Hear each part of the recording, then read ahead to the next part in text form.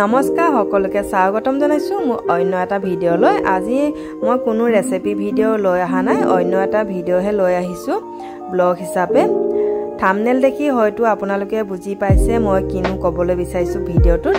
এয়া ডাঙৰ ছোৱালী দুজনী ঘৰত নাথাকে যদিও যোৰহাট এৰি যাম বুলি দুইজনীয়ে আহিছে আৰু আহিয়ে ইহঁতৰ লাগতিয়াল কিছুমান কিতাপ পত্ৰ আছিলে সেইবিলাক নিজে পেকিং কৰি লৈছে। পেকিং কৰা মানুহ আহিব যদিও আমি হৰুৱা বস্তুবোৰ নিজে পেকিং কৰিছো।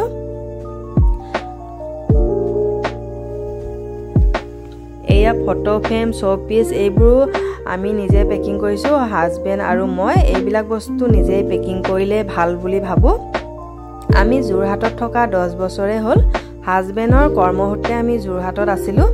হঠাতে আজি আমাৰ ট্ৰেন্সফাৰ আহিলে আৰু এমাহ টাইম দিছিলে যদিও আমি এসপ্তাহ ভিতৰতে পেকিং কৰি যোৰহাট এৰি যাবলৈ ওলাইছো। এফালে এইকেইদিন ইমানেই গৰম আছিলে, গৰম তাতে আকৌ এয়া পেকিঙৰ ধূলি মাকতি কিমান হয় মানে ক'ব নালাগে, ইমানেই অৱস্থা বেয়া হৈ গৈছে।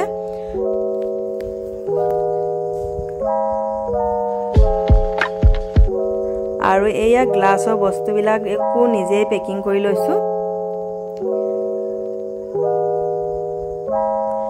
যিমান বস্তু নলওঁ বুলি ভাবিলেও এখন ঘৰ পাতি থাকিলে মানুহক বহুতে বস্তু প্ৰয়োজন হয়, সেইবাবে বহুত বস্তু হৈ যায়। কোৱাটাই হওক বা যিয়ে হওক, কোৱাটাই হ'ল বুলি মানে বস্তু নোলোৱাকৈ থাকিব নোৱাৰি, বহুতেই বস্তু হৈ যায়। আৰু ওচৰে বাইদেউ এজনী বেছি কাম থাকিলে বাইদেউজনী কেতিয়াবা মাতো, আজিও বাইদেউজনী আহিছে মোক হেল্প কৰিবলৈ। আৰু এয়া নেক্সট দিনাখন পেকিং কৰা মানুহ আহি গ'ল। ইহঁতৰ বেছি টাইম নালাগে, দুদিনতে পেকিং কৰা হৈ যাব। আৰু আজি বিচনাবিলাক খুলিয়ে দিলে আমি গেষ্ট হাউচতে থাকিব লাগিব। আৰু আমি থকা কলনীখনত এটা সৰুকৈ লেডিজ ক্লাব আছে, আমি দুজনী বেলেগ ঠাইলৈ গুচি যাম। আমাৰ দুইজনীকে আজি ফেয়াৰৱেল দিছে আৰু লগতে ডিনাৰো আছিলে।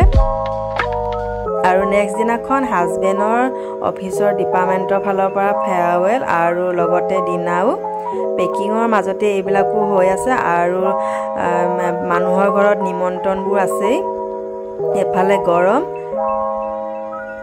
আৰু এয়া ফাইনেলি আমাৰ লাষ্ট দিনাখন আমাৰ বস্তু লোডিং কৰিবলৈ আহি গ'ল ট্ৰাক। এয়া লোডিং হৈ আছে আৰু এয়া টাববিলাক মোক খুলিবলৈ আছে। এই বস্তুবোৰ যেতিয়া লোডিং হৈ যাব তাৰ পাছতে টাববিলাক খুলি দিব। আৰু এইখিনি দেখিছেনে ভেন্দি গছ ইমান ধুনীয়াকৈ হৈছে, লহপহকৈ ভেন্দি গছকেইটা এনেকৈ এৰি থৈ যাব লাগিব। 10 বছৰ থকাৰ পাছত এটা ঠাই এৰি যাবলৈ বেয়াও লাগে আৰু নিজৰ ঘৰ নিচিনাই হৈ যায়। তেনেকৈ আমি নিজৰ ঘৰ নিচিনাকৈ কোৱাটাৰটো নিজৰ ঘৰ বুলিয়ে ভাবিছিলোঁ। নিজৰ ঘৰ নিচিনাকৈ ৰাখোঁ ভালকৈ যত্ন কৰি।